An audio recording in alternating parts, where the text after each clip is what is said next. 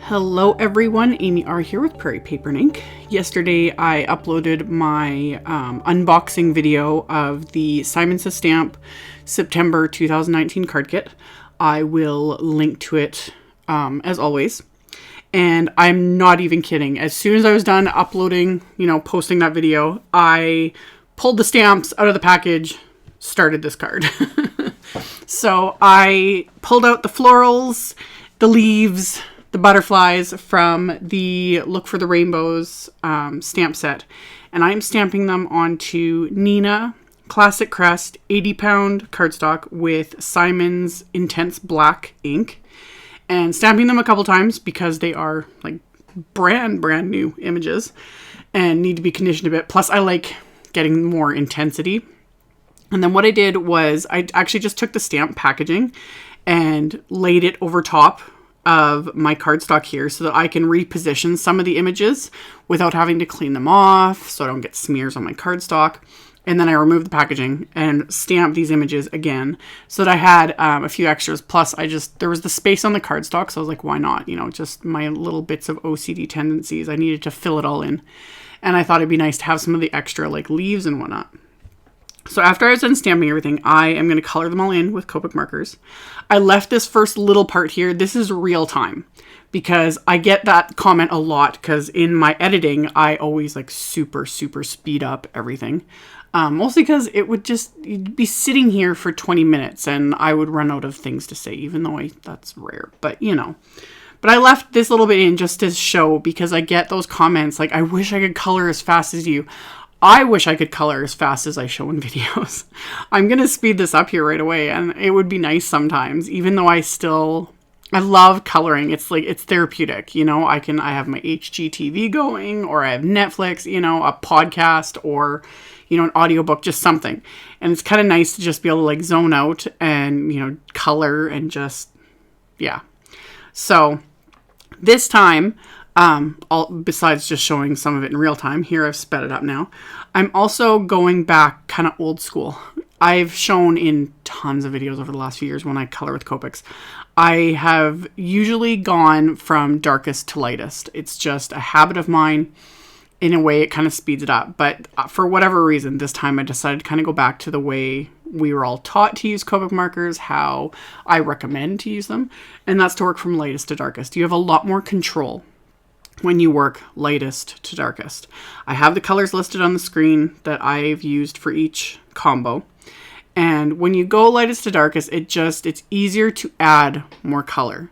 It's very difficult, near impossible, depending on what you're doing, to take color away. So that's what I did this time. I just wanted to.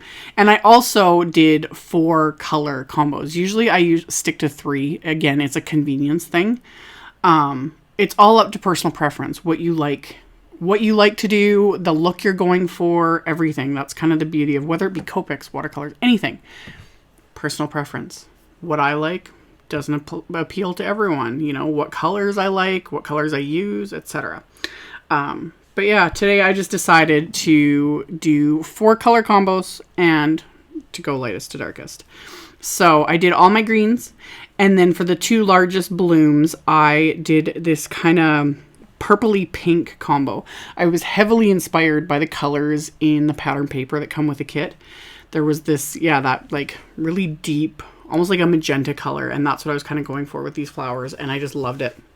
So I worked with that on these flowers, and again, just lightest to darkest, moving the paper around a lot, because I'm doing more of like a flicking motion, and that it's way more comfortable to just keep moving the paper around so that I'm not, bending my arm in a weird angle or trying to color in a weird way. It's just convenient this way. So kind of worked my way back and forth. A lot of times I'll use kind of the 2 lighter colors to really help blend everything together, especially when doing a combo like this, where the darkest color is very dark. And then once I get that one, I'm going to go on to the other 2 flowers, which again, everything was inspired by the pattern papers and like the color combos in this kit, which I really liked. I don't know, there was just something about these colors. So for the smaller flowers, I went with a more, I guess I call it kind of a muted orange. This isn't my normal go-to combo for oranges. I usually go for like brighter, but I pulled in the YR14, which is more of a kind of a caramely sort of orange color. And same thing, lightest to darkest, kind of working my way, moving the paper around here and there just to get things the way I want them to. And then working my way back to the lightest to kind of blend everything together. Even while saying that, though, I wasn't going for like a perfectly smooth blend. I don't mind little bits of streaks here and there just because I think it adds to the character. So added that, and then I'm using different shades of brown for the flower centers. And rather than just color them, I was like dotting the color on, and decided while I was doing it, like just spur of the moment, while I was doing that, to start kind of adding some of those dots to the leaves as well, just because I liked how the texture was looking. So I'm just going around and adding all these little dots to the flower centers, as well as the leaves, the stems. I use those colors for the centers of like the bodies of the butterflies. And then since once I start something, I can't stop. So then I took my darkest, like magenta color, the RV69, and started adding a bunch of dots to the flower petals as well, just to give it that extra texture. And since I started that, had to add it to the orange ones. So I went in with that YR18 and added that.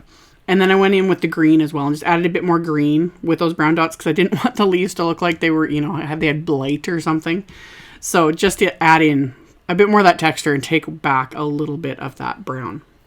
And then once everything was done with the coloring, I went in with my Jelly Roll 10 and again added just some little dots and little lines and highlights.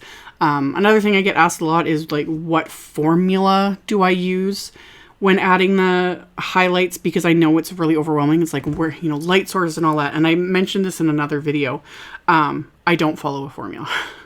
I don't pay attention to it. Like I somewhat loosely follow, lighter to darker areas and all that, but don't stress about it. Just add them. I don't stop and really think like this is exactly where my light source is going to be. So this is where the highlight should be. And I find that gets very overwhelming, even though I've been doing this for, 15 plus years. So I just add them. I try not to think too much about it because otherwise it does get very overwhelming. So after I was done all my coloring, I cut all these out. This set does have a coordinating wafer die set. I don't have that, so I did take the time to fussy cut these, which took a while. I much prefer having the wafer dies. I'll link to them, but again, personal preference. And then I also trimmed down one of the patterns from the kit and then arranged this, like basically a bouquet onto my panel. And then once everything's arranged, I was happy with it.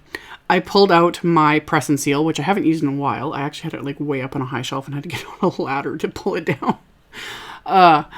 Pulled out my press and seal because I've shown this in multiple videos. This stuff's amazing. I just press it down onto my bouquet here and it just clings to all of these cutout pieces. I didn't press down very well, so I kind of messed it up, but I just rearranged everything where I wanted it. So it's all held in one place. And then I can add either glue or in this case, I'm going to add foam tape to the back of all of this. So everything's held in place, goes way smoother than trying to adhere each piece individually. And then I can just literally flip this over like so, see where I'm placing everything, place this back onto the pattern paper, press it down really well, and then peel off the press and seal. And it's adhered to my card front. And then that press and seal, I can reuse it multiple times. I will usually use one piece over and over again for weeks, if not months. So after everything's adhered, I first decided to stamp the sentiment directly on this pattern paper. I'm going to fix this at the end though. I didn't end up liking how this looked. It just kind of got lost because that pattern is pretty strong. But I stamped the sentiment from the Look for the Rainbow stamp set onto that with some VersaFine Clair Nocturne ink, and then trim down the remainder of that pattern paper to put on the inside. And then there's another pattern with just some, really light little words and whatnot on it. And I'm going to stamp another sentiment from the set onto this. And that's what I end up doing for the sentiment on the front of the card as well. But I'll get to that near the end of the video because I didn't do that till afterwards. And then looking at it and I was like, I don't really like this. So anywho. Stamped the sentiment onto that, trimmed it down with my paper trimmer, and then I'm going to adhere these to the inside of my card. And my card base is Simon's 120 pound cardstock.